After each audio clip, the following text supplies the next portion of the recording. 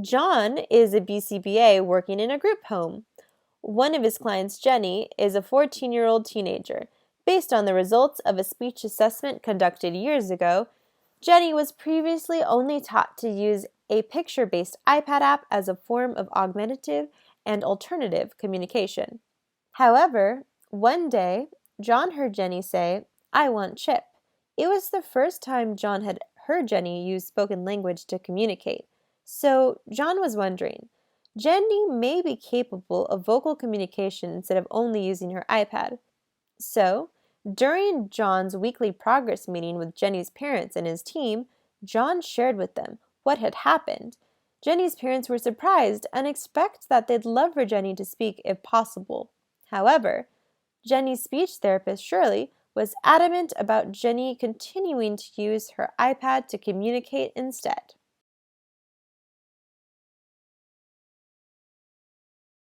According to the ethical decision-making process from Rosenberg and Schwartz in 2019, in the first step, John will identify why it is an ethical dilemma. In this scenario, he is struggling on conflicting ideas concerning the best interest of the client.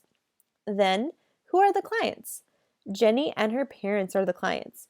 When reviewing the BICB code, John thought of code 2.02, responsibility, identification of who exactly the recipient of the services are and advocating for their best interests. And the code 2.03, consultation, B, appropriately collaborating with other professionals for the best interests of the client. Finally, John considers his value and bias. He thinks it is better for Jenny to talk instead of using the device if she is capable. He is not familiar with the speech assessment conducted a few years ago, and the results are outdated. So he brainstorms solutions. John considers what solutions the BACB code suggests and whether there are other possible solutions. The BACB code 2.02 suggests John should advocate for the best interest of Jenny and her parents. The BACB code 2.03 suggests that John should collaborate with Jenny's speech therapist and point out that the speech assessment is outdated, and then come to an agreement on the form of speech, either spoken language or iPad or both, for Jenny to use. Two other possible solutions are continue to use the picture-based iPad or teach speech, even if no agreement has been met. Then move on to step 3. When evaluating solutions, John needs to consider client safety, client dignity and self-determination, client outcomes, any impacts on the relationships with other parties, or the family's preferences. For solution 1, continue to use the picture-based iPad, there was only one instance of saying, "I want Chip." That is not enough to be sure that Jenny is capable of vocal communication. Does this information alone mean Jenny should continue using the picture-based iPad without conducting any further assessment? If yes, Jenny may lose the opportunity to vocally communicate with others. Additionally, iPad communication is not the medium Jenny's parents prefer. It is only good to maintain a relationship with Shirley if John follows her suggestion, so this solution is not preferred. The solution 2, teach speech, even if no agreement has been met. Speech is the method of communication Jenny's parents preferred, but no one knows whether Jenny is capable of using speech given the current outdated speech assessments.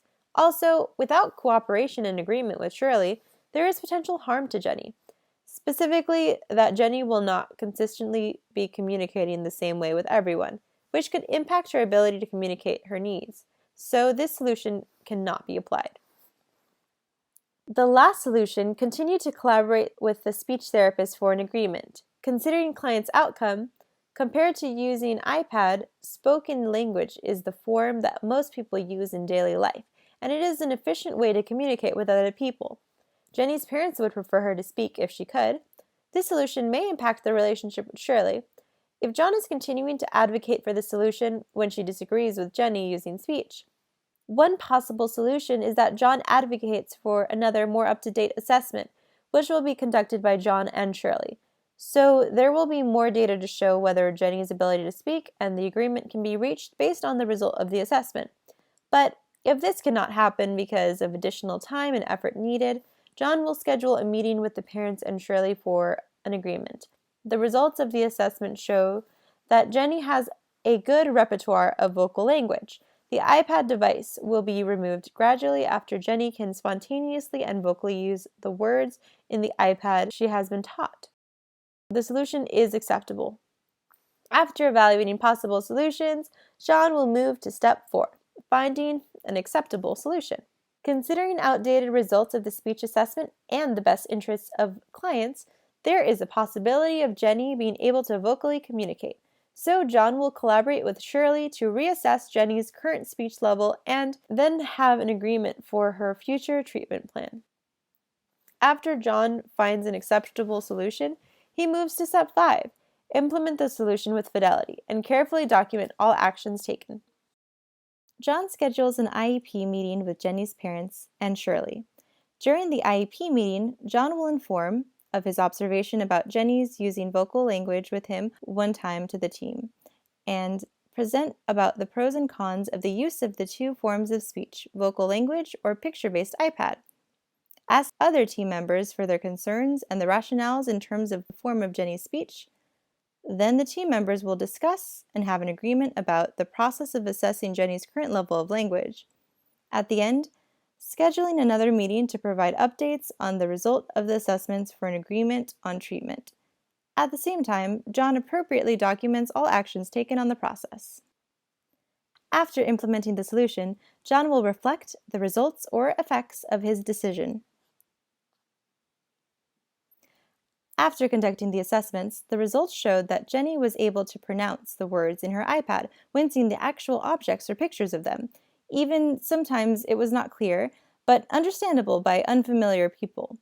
All parties reached an agreement on teaching Jenny to vocally speak and gradually fading out the use of the iPad to communicate after Jenny increases her repertoire of vocal language to the criteria.